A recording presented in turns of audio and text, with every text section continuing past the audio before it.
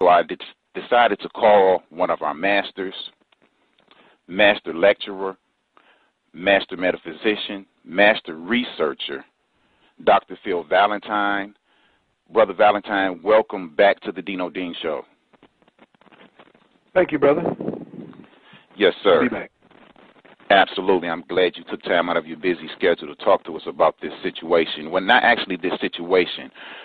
The brother did a lecture called Lockdown USA.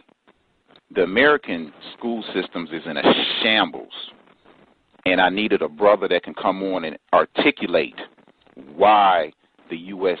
school systems are in such terrible shape. Brother Valentine, the first thing I wanted to ask you is this. We're going to go to the essence of this thing. The question that I have for you is, and I'm still fiddling through my notes, I have so many. Explain to the listening audience, what is the Hegelian dialectic? Okay, this I think is fortuitous because part of what I'm doing right now in the book that I'm writing called Cosmic Codex, Book of the Earth, I am now reconstructing the foundational mindset that went into creating the paradigm that we are now functioning in, the perceptual paradigm we're functioning in. And if I may, I wanted to prepare something so that the people could get, before we get into the nuts and bolts of the education system, we have to deal with the paradigm itself.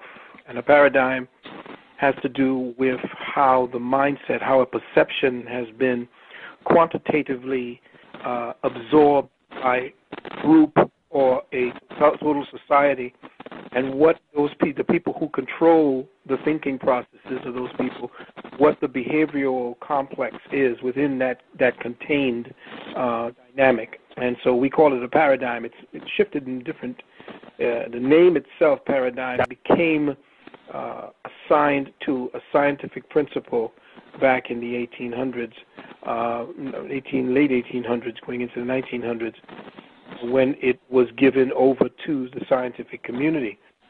So I'd like, if I could, with your permission first, I'd like to get some books that people can actually get that will give them a good breakdown of what it is that has happened to us in the United States of America and what went into changing the paradigm structure of education.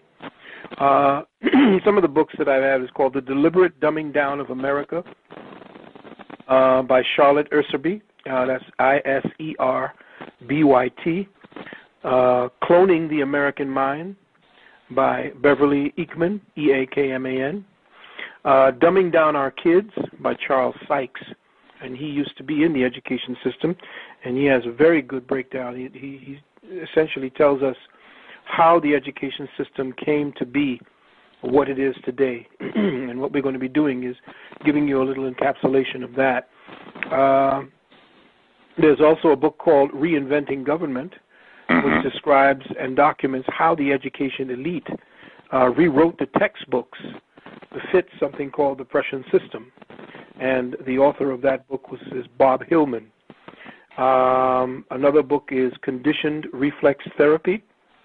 One of the essences of how mind control is used to create paradigm structures is a book called The Crowd by Gustave Le Bon. It was translated from the French, but it was called The Crowd. Another book that is excellent to get is called The Great School Wars. The Great School Wars by Diane Ravitch. And another one also is good is called The Delusions of Psychiatry by Dr. Al Siebert. And another one, a good one, by Beverly Eakman is called Educating for the New World Order.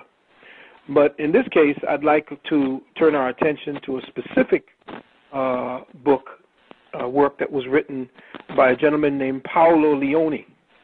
That's Paolo Leone, and he wrote something called the Leipzig Convention. And the subtitle of that is The Sabotage of the U.S. Education System. So if I may, I would like to give our audience a kind of a workup to what actually became the foundational mindset that has created the conditions that we suffer from today. Yes, sir, absolutely. The show is yours, Dr. Valentine. Do your thing. Just for a few minutes, I'm going to thank you. Just for a few minutes, I want to give the people this foundation. Okay, it's stated that the destruction of the U.S. education system officially began with the theories and teachings of a man named Wilhelm Maximilian Wundt. That's W-U-N-D-T. Now, most of what we are functioning under in the United States of America and in the so-called Western paradigm is based on Germanic thinking, on the structure, the restructuring of human thought and psychology, as well as sociology, is based in Germanic mindsets. Okay, he began his career in a place called Heidelberg University, and then he accepted a chair in Leipzig, at the University of Leipzig. It was there that he formulated and put into practice his principles of experimental psychology and became the primary force behind its unilateral dissemination throughout the Western world. His philosophy of human behavior and thought broke down like this. This is a quote.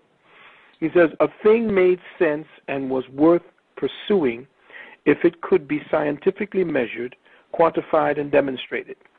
Since the human mind and soul, that is to him, could not do this, he proposed that psychology concern itself solely with what could be measured, quantified, and scientifically demonstrated by experience." Now, this operational protocol for the neo-philosophy and the new psychology gave birth to the drug-pushing bastard child of both of them. That is, philosophy and psychology gave birth to psychiatry. Now, the twisted philosophy of the Western Germanic thinking, based on what psychology was and the twisting of what psychology really was in the beginning, gave birth to this so-called drug-pushing dynamic called psychiatry. Now, Wundt also promoted the notion that man was devoid, completely missing and without a spirit, a soul, and his own self-determination. He set out to prove that man is nothing more than the summation of his or her experiences, nothing other than the stimuli that intrudes upon his consciousness and unconsciousness. What's interesting to note here is that before Wundt, the subject of psychology was mostly philosophical in its nature and dealt specifically with the principles or the ancient principles or the ancient African principles of spirit, mind, and soul.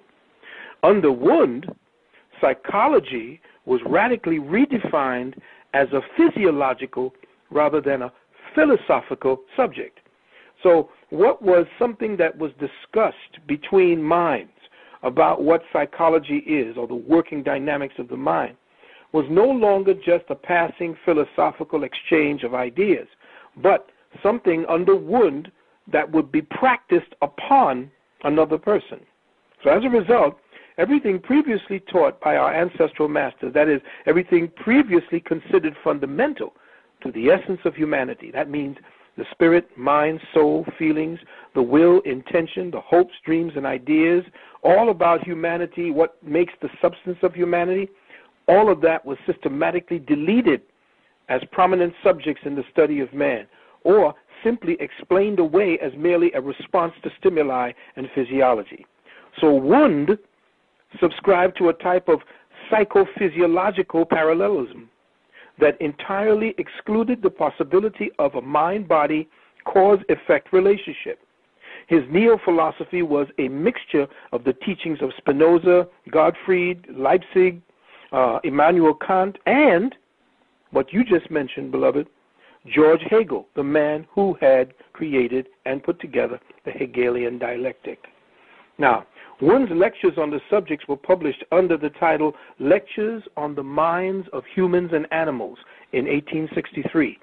He also wrote what the proponents of the European worldview considered one of the most important in the history of neo-psychology, and it was entitled Principles of Physiological Psychology, and he wrote that in 1874, which advanced a system of psychology that sought to investigate only the immediate experiences of what is known